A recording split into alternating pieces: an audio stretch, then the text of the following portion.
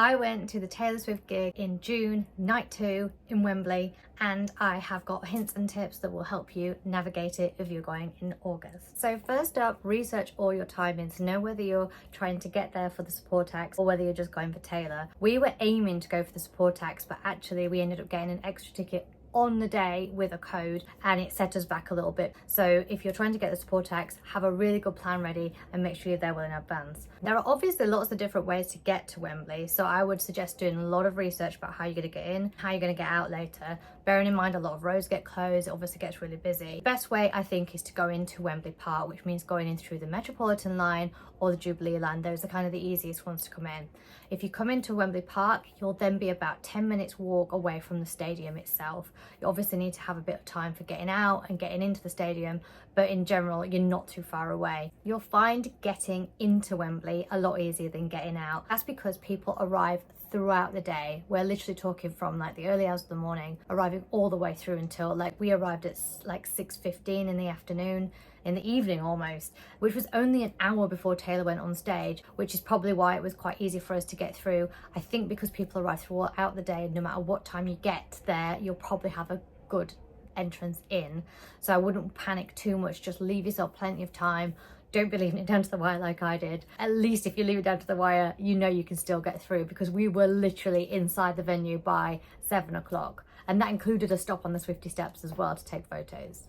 Just as a side note, I did bump into some people who had been queuing really early in the morning. They said that they were really organised by all the other Swifties there, and they had a number on their hands of what time they arrived in the queue. So as long as the queue is very friendly and you all stick to it, you can go away, get a coffee, come back, you can go get some food, come back, and it's kind of policed by the people who are in the queue. So as long as everyone kind of sticks to it and is very nice, which they seem to very much be, I think you'll be okay. So if you're gonna really try and arrive early, it does seem that like the earlier the better, and obviously you get through and you can see all the support acts and you'll be nice and at the front as well. Good luck if you do that. What I did was obviously the opposite end of that spectrum. So arriving at Wembley Park at like 6:15, walking down Wembley obviously was nice and easy.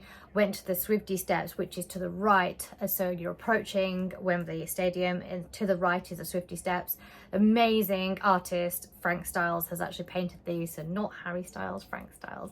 And it's an amazing spray paint of Taylor Swift. You can take loads of cute pictures here. Actually didn't take us that long. It is super busy, but it's actually okay to, there's loads of different angles, lots of different places. Get your photos and then you're on into the venue. Quite easy for us. We were standing and we went into our door really quickly, went straight through. We were given wristbands for the evening, which just say like the general admission thing on. Don't know if you can see that. Obviously our Taylor Swift band. This, obviously you've probably seen a million times before because you're probably a Swiftie. Take obviously this tab out and it lights up and it's really cute. I mean, it's still so cute. Keep this tab, which everyone will tell you to do, and then you can pop it back in, and then obviously it'll live another day. I can't get it back in now. Oh, there you go. We'll also find there's lots of Swifties around, so inside and out, trading friendship bracelets. These were all amazing ones that I picked up. There's some really super cute ones. Lots of people are trading. Do take your own, do trade, enjoy. Everyone's super lovely and very, very nice. Just a word on the outfits. So some people spend a lot of time making their own costumes, which I'm amazed by and I wish I could. Some people obviously do the eras, so they do something that's like, I've seen people with like the kind of 22 hat and t-shirt and the heart-shaped glasses on. Lots of colour, lots of sequins, so many sequins, lots of cowboy boots. But the thing I'm going to tell you is if you are standing, you'll be standing for quite a while. So we missed the support acts, right? But we still set off at like 3 o'clock, maybe 2 o'clock. Long time to be standing. So we were standing from 2 o'clock all the way through until 2 in the morning when we got on the Central Line tube on the way home, and we managed to sit down there. That's a long time to be standing, so make sure whatever you wear on your feet is comfortable. If you want to wear cowboy boots, just make sure that you've worn them in, that they've got a small heel. And I would really recommend, a lot of my friends were taking flip-flops to wear so that they could wear them on the way home. That seems like a really sensible plan to me. They managed to even fit them into those like teeny tiny little handbags. Make it a priority. Your feet will thank you for it. I wore trainers. I've done this before. I'm not going to make that mistake, so I didn't wear my cowboy boots. I was also really worried that it would be really crammed in, that I would get drinks spilled all over me and it would ruin my outfit. I was really concerned about that, but this is a Swiftie audience. So whether it was because I was stood at the back, maybe, and I wasn't really crammed in with everybody else, but my outfit came out absolutely fine. Nobody was stood on me. We actually had a little bit of space around us to dance. So if you don't want to get like in the pack and you want to be at the back and have some space and not be worried, then I think that's absolutely fine. Like, there's loads of space in there. People are in really good vibe, really good mood. So obviously I don't know exactly what it was like at the front, but I didn't see anything untoward. Taylor didn't seem to need to stop to help anyone in the crowd or anything. So just be sensible, you know, wear comfortable things. Make sure you've not got like too many like sequins around your arms or anything like uncomfortable, because again, it's a heck of a long time to be out and about and dancing. You want to make sure you can dance, you want to make sure you can enjoy it, and you're not thinking about something or other that's annoying.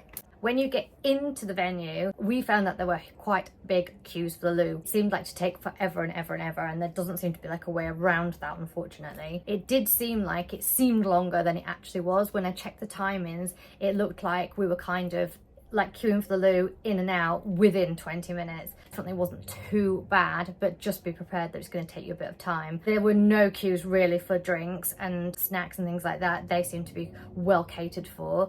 One of the things to tell you is that if you buy water, they'll actually decant it from the plastic bottle and put it into a plastic cup for you. So, and then you go onto the floor, the actual standing floor, and they were giving free water away from the side. So if you're standing, you definitely don't need to be buying the expensive water bottles. Just go and get it from the stands. There were also like people coming through the crowds giving out water. So again, I don't know what it was like right at the front, but where we were, we certainly were absolutely fine, very hydrated. As for going to the loo within the concert, I don't think there's much chance of completely not missing a song, I'll be totally honest. I went between the Evermore folklore set and I still missed like a couple of songs that were still a queue. Whether it was just a popular time to go, I'm not really sure, but I would just presume that you might miss a song. So work out which one you're kind of happy to miss. Take really good care if you leave your friends that you can find them again. Like whatever you do to like literally make sure you can get back to them, and go in pairs if you can, because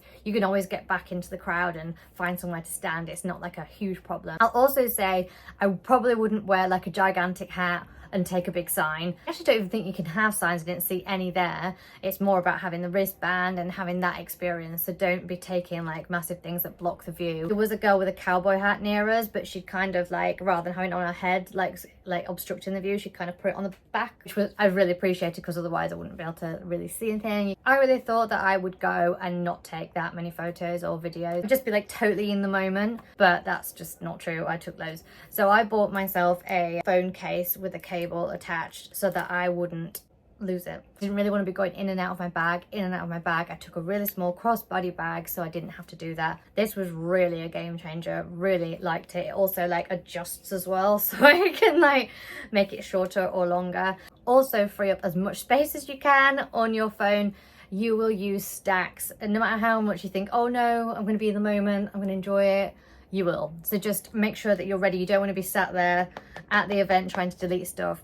My top tips for taking bits of footage actually would be to focus on the bits where she welcomes everyone, where she says, you know, welcome to the Eras Tour London. And that was just lovely. Like I'm pleased I took that little snippet.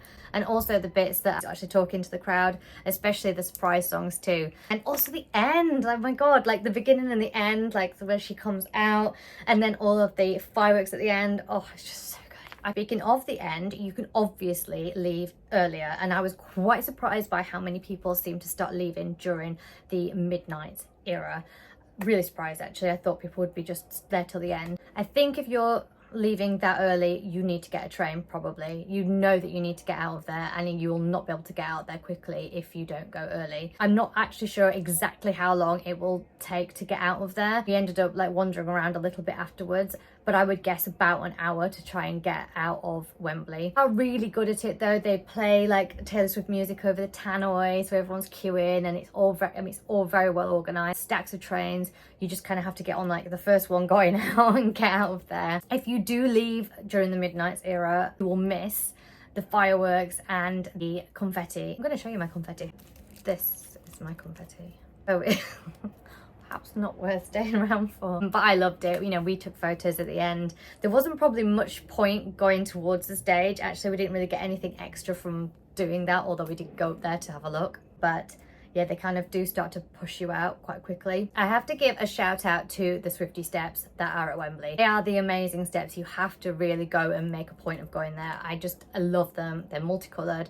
They go with every outfit. You just have to go. So around the corner, there is a mural from that, so it's well worth just taking that extra bit of time. There's also a sign that says Swifty Steps on it, which is really cool. And there's also a little thing that says, oh, what does it say now? Sparks Fly, I think it is. And there's that to take pictures of as well. Finally, if you're hanging around London after the Eras tour, please go and have a look at some of the Taylor Swift hotspots. Some of the things she talks about in London Boy, So Long London, you know, there's Hampstead Heath, there's Camden, there's the Black Dog pub in Vauxhall. Got a whole blog dedicated to Taylor Swift and all the hotspots. You can have a look at it and plan a little trail to Primrose Hill, lovely like pastel houses, just gonna have a ball. You're also gonna need, and this is absolutely for sure, a charger, a power bank. Get yourself one off Amazon. Make sure you've got all the cables to charge your phone with, because you will be so pleased you did. I used one whole charge of the thing and I still had charge when I got home, but I took 2 with me. I wasn't taking any chances. Video is a real nightmare for your phone. You're gonna be out for at least like 12 hours door to door. Don't run out. No one wants to run out at a Taylor Swift concert, so definitely get a charger. One of the other things to note is that I did take loop earplugs with me. I had the Experience ones, but I did not find that it was too loud at the Experience, to be honest with you. Because I think it's an open air arena, it just didn't feel too loud to put them in.